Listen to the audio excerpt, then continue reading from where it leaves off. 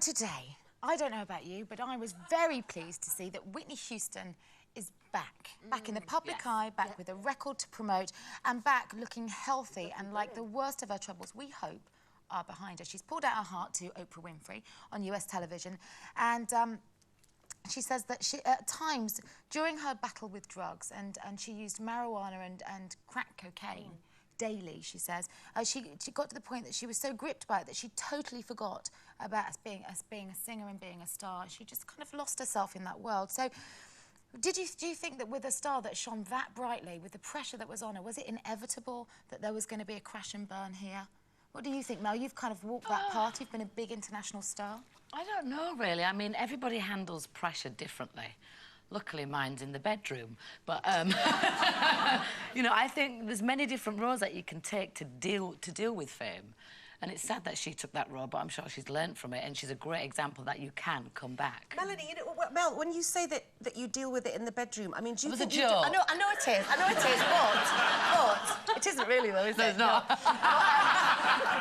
But when you say you deal with it, do you mean you sort of get rid of all your pressures in that way? Outlet. Do you think you do have... Because we're obviously talking about what was an addiction. Do you honestly think that you do have a sex addiction? I think with my husband, we have a really healthy, delicious... But before your husband? Oh, I mean, it's well documented, I think, isn't it? I mean, I was... Yeah. That's how you deal with So pressure. if you were single, Mel, if you were single and you were feeling the strain slightly, would you go out and try to find somebody to help relieve the pressure? No, I'd do it myself. To be honest. But that's your release. I mean, this is what I suppose drugs and drug abuse starts out. Hi, I'm Mel B and I'm a sex addict. Thanks, girls. But this is all about release and escape, isn't it? No. I know, sorry, Mel.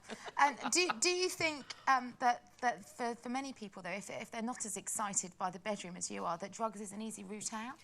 I wouldn't say it's an easy route, but it's definitely one route. I think sometimes I think it doesn't matter whether you're famous because you're in the industry or whether you're just a high achiever or anything. But I think that with some people, when they are given everything, like, for example, Whitney Houston being, you know, she could have probably had any man she wanted, any yacht she wanted, anything that she wanted. So maybe, and I don't know, but maybe she just couldn't fulfill that high. Nothing sort of materialistically was giving her that high.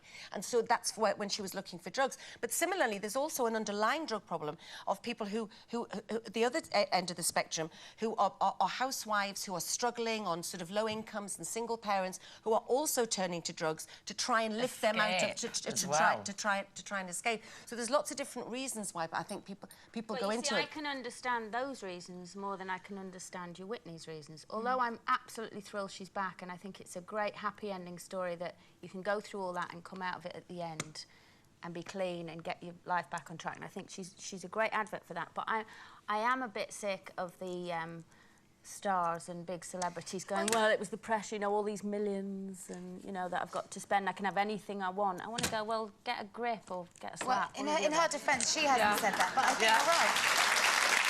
I think also, you know, sitting on this panel today, we've got a Nolan sister and a Spice Girl, neither of whom have crashed into the depths of drug addiction and have coped with their success by embracing it. And well, I am a bit crazy after it. Yeah, she is. Yeah, but you're not crazy with a crack pipe, are you? No, I'm not. And therein lies the difference. I have to say, and I will admit live on telly, I am a tea addict, if that counts. Honestly, on tour, bucket loads. Really?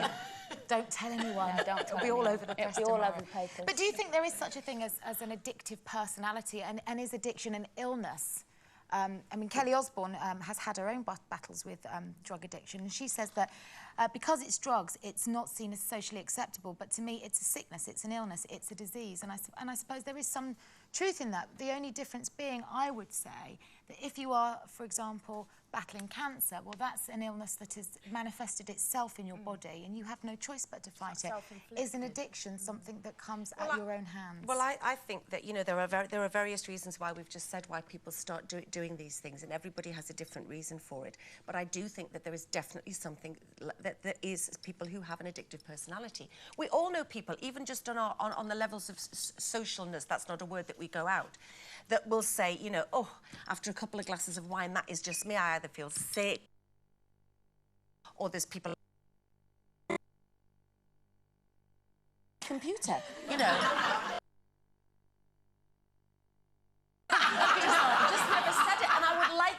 would like to be more than that, you know. And I mean, I do feel that I have taken control to a degree, but I mean, it is well documented that I did go down a very rocky road for a time, and some people might blame me, and you know, and that's their business. But I think that having seen some people in the grips of terrible alcoholism, that is, to me, is that, you know, that they had no more control over that than say getting cancer. In my opinion, people who are in the absolute grip of it. It is a terrible illness. I think it's it is. an No, I illness. think you're absolutely agree. right. And I think, you know, when somebody's trying to put right those wrongs, they are to be congratulated. Yeah, Absolutely. And especially but to if compare they talk openly about them. You can't compare it with someone who gets cancer. Well, because you know, it is ultimately, in the beginning, self-inflicted, and you But can you don't cure. know, but you don't know why that it was self-inflicted. You can cure, but there's a lot of but there's a lot of people who aren't aware of where the help is, and there's lots of people whose lives are so desperate. Coleen, there's lots of people whose lives are so desperate that they can't see the wood for the trees because of what's happening. Well, that's whatever. the problem. Addiction is a terribly personal thing, and everybody starts on that path to addiction with a different story, a different set of circumstances. But it's an interesting debate, and one